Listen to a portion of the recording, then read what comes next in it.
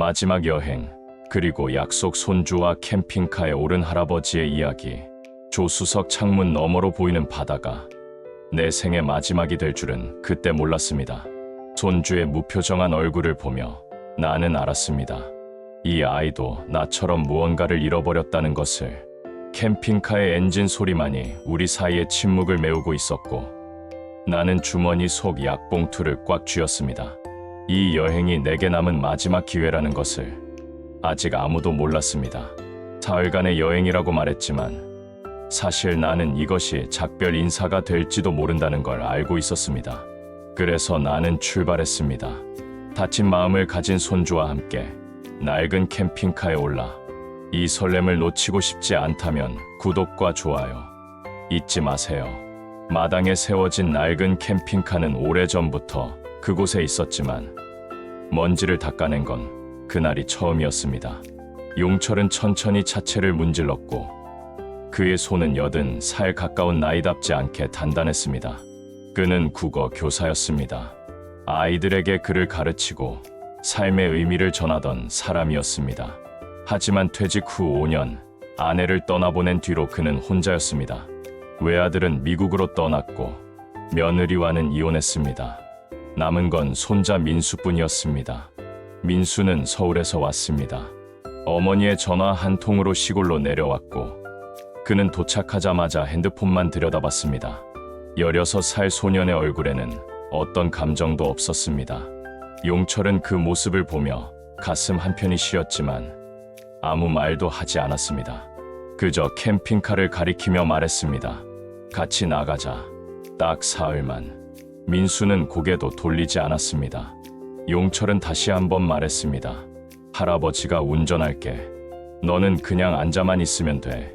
민수는 한숨을 내쉬었습니다. 그리고 마지못해 일어났습니다.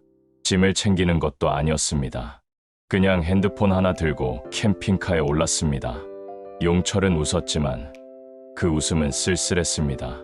캠핑카 안은 좁았습니다. 낡은 시트에서는 오래된 냄새가 났고 라디오에서는 트로트가 흘러나왔습니다. 민수는 인상을 찌푸렸습니다. 용철은 그 표정을 보았지만 라디오를 끄지 않았습니다. 대신 말을 걸었습니다. 요즘 학교는 어때? 민수는 대답하지 않았습니다. 용철은 다시 물었습니다. 친구들은 많아? 몰라요. 민수의 목소리는 차가웠습니다. 용철은 입을 다물었습니다. 창밖으로 지나가는 풍경만이 빠르게 흘렀고 두 사람 사이의 침묵은 점점 무거워졌습니다. 용철은 조수석 창문을 열었다가 다시 닫았습니다. 민수는 이어폰을 꽂고 눈을 감았습니다.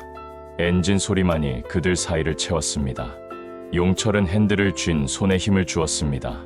그의 가슴 왼쪽이 조금 저렸지만 그는 참았습니다.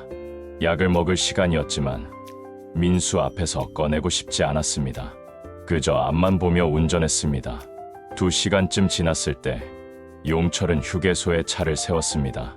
민수는 내리지 않았습니다. 용철은 혼자 화장실에 다녀왔고 자판기 커피 2개를 샀습니다. 하나는 민수에게 건넸습니다. 민수는 받았지만 고맙다는 말은 하지 않았습니다. 용철은 그냥 웃었습니다. 곧 바다야. 민수는 대답하지 않았습니다. 용철은 다시 시동을 걸었습니다. 동해 바닷가는 잔잔했습니다. 파도 소리가 크지 않았고 하늘은 회색빛이었습니다. 용철은 캠핑카를 해변 근처 주차장에 세웠습니다. 민수는 내려서 주변을 둘러봤습니다. 특별한 감흥은 없었습니다. 용철은 천천히 걸으며 말했습니다. 내 엄마랑도 여기 왔었지. 너 돌 되기 전에. 민수는 핸드폰을 꺼내 사진을 찍었습니다. 용철은 계속 말했습니다. 그때 내 엄마가 울었어. 바다 보면서. 왜 울었는지는 모르겠지만 민수는 듣는 둥 마는 둥 했습니다. 용철은 벤치에 앉았습니다. 민수는 멀찍이 떨어져 서 있었습니다. 용철은 주머니에서 뭔가를 꺼내려다가 멈칫했습니다. 약봉투였습니다. 하지만 그 순간 봉투가 바람에 날려 바닥에 떨어졌습니다. 민수가 주었습니다. 봉투에는 글씨가 적혀 있었습니다. 협심증 정기약. 민수는 잠시 말없이 그것을 보았습니다. 그리고 용철에게 돌려주며 물었습니다. 이거 아픈 거예요? 용철은 웃으며 받아들었습니다. 늙으면 다 그렇지. 별거 아니야. 민수는 더 묻지 않았습니다. 하지만 그의 눈빛에는 잠깐의 흔들림이 있었습니다. 용철은 그걸 놓치지 않았습니다. 그리고 조용히 약을 삼켰습니다. 두 사람은 한동안 말없이 바다를 보았습니다. 바람이 차가웠지만 용철은 움직이지 않았습니다. 민수도 그 자리에 서 있었습니다. 무언가 말하고 싶은 듯 했지만 결국 입을 열지 않았습니다. 돌아오는 길에 비가 내렸습니다. 처음엔 가랑비였지만 점점 거세졌습니다. 용철은 와이퍼를 빠르게 작동시켰지만 앞이 잘 보이지 않았습니다. 민수는 불안한 얼굴로 창밖을 보았습니다. 용철은 속도를 줄였습니다. 하지만 갑자기 캠핑카가 미끄러졌습니다. 핸들이 제대로 돌아가지 않았고 차는 도랑으로 빠졌습니다. 둔탁한 소리와 함께 차가 기울었습니다. 민수는 비명을 질렀습니다. 할아버지. 용철은 핸들을 움켜쥔 채 가쁜 숨을 내쉬었습니다. 그리고 왼쪽 가슴을 손으로 눌렀습니다. 민수는 그 모습을 보고 패닉에 빠졌습니다. 왜 그러세요? 할아버지. 용철은 고개를 저었습니다. 괜찮아. 괜찮아. 하지만 그의 얼굴은 창백했고 땀이 흘렀습니다. 민수는 떨리는 손으로 핸드폰을 꺼냈습니다. 119를 눌렀습니다. 목소리가 떨렸습니다. 저 사고 났어요. 할아버지가 아파요. 빨리 와주세요. 용철은 민수의 손을 잡았습니다. 괜찮다니까. 하지만 민수는 울고 있었습니다. 처음으로 흘리는 눈물이었습니다. 용철은 그 눈물을 보고 가슴이 무너지는 것 같았습니다. 그는 민수의 머리를 쓰다듬었습니다. 미안하다. 작은 지방 병원의 응급실은 조용했습니다. 용철은 침대에 누워 링거를 맞고 있었습니다. 의사는 민수에게 말했습니다. 무리하시면 안 됩니다. 심장에 무리가 가면 위험할 수 있어요. 민수는 고개를 끄덕였습니다. 그리고 병실 밖으로 나왔습니다. 복도의 자판기 앞에 섰습니다. 커피를 뽑았지만 마시지 않았습니다. 손이 떨렸습니다. 그는 벽에 기대어 주저앉았습니다. 밤이 되었습니다. 민수는 병실로 들어갔습니다. 용철은 깨어 있었습니다. 민수를 보고 웃었습니다. 왜 앉아? 민수는 대답하지 않았습니다. 용철은 천천히 말했습니다. 이제 너랑 여행 다니는 게 내 낙이다. 민수는 그 말을 듣고 가슴이 먹먹해졌습니다. 하지만 왜 그런지 몰랐습니다. 그는 그저 고개를 숙였습니다. 며칠 후 용철은 퇴원했습니다. 민수는 그가 다시 캠핑카를 준비하는 걸 보고 놀랐습니다. 용철은 차를 닫고 짐을 정리했습니다. 민수는 말했습니다. 이젠 좀 쉬세요. 용철은 고개를 저었습니다. 아직 갈 데가 남았어. 민수는 말없이 그를 바라봤습니다. 용철은 조수석 문을 열며 물었습니다. 이번엔 내가 운전 좀 도와줄래? 민수는 잠시 망설였습니다. 그리고 고개를 끄덕였습니다. 용철은 웃었습니다. 이번엔 진짜 웃음이었습니다. 두 번째 여행은 조금 달랐습니다. 민수는 핸드폰을 덜 받고 용철은 말을 덜 했습니다. 하지만 침묵은 더 이상 무겁지 않았습니다. 두 사람은 강원도로 향했습니다. 작은 산골 마을이었습니다. 캠핑카를 세우고 텐트를 쳤습니다. 용철은 허리가 아팠지만 민수가 도왔습니다. 버너가 고장 났습니다. 민수는 이리저리 만지다가 결국 불을 붙이는데 성공했습니다. 용철은 감탄했습니다. 잘하네. 민수는 쑥스러워하며 라면을 끓였습니다. 두 사람은 텐트 앞에 앉아 라면을 먹었습니다. 국물이 뜨겁고 짰지만 맛있었습니다. 용철은 민수를 보며 말했습니다. 이게 내가 끓인 첫 밥이냐? 민수는 웃었습니다. 용철도 웃었습니다. 밤이 되었습니다. 하늘에는 별이 가득했습니다. 민수는 텐트 밖으로 나와 하늘을 보았습니다. 용철도 나왔습니다. 두 사람은 나란히 서서 별을 보았습니다. 용철이 말했습니다. 어릴 때 내 아빠랑 이렇게 별 본 적 있어. 민수는 듣고 있었습니다. 용철은 계속 말했습니다. 그때는 내 아빠가 너처럼 말이 없었지. 나도 그때고. 민수는 처음으로 질문했습니다. 왜요? 용철은 잠시 말이 없었습니다. 그리고 대답했습니다. 어떻게 말해야 할지 몰랐으니까. 민수는 그 말을 곱씹었습니다. 용철은 그의 어깨를 두드렸습니다. 이제는 알아. 말하지 않으면 아무것도 전해지지 않는다는 걸. 민수는 고개를 끄덕였습니다. 두 사람은 한참 더 별을 보았습니다. 다음 날 아침, 용철이 잠든 사이 민수는 캠핑카 안을 정리했습니다. 그러다가 서랍에서 서류 봉투를 발견했습니다.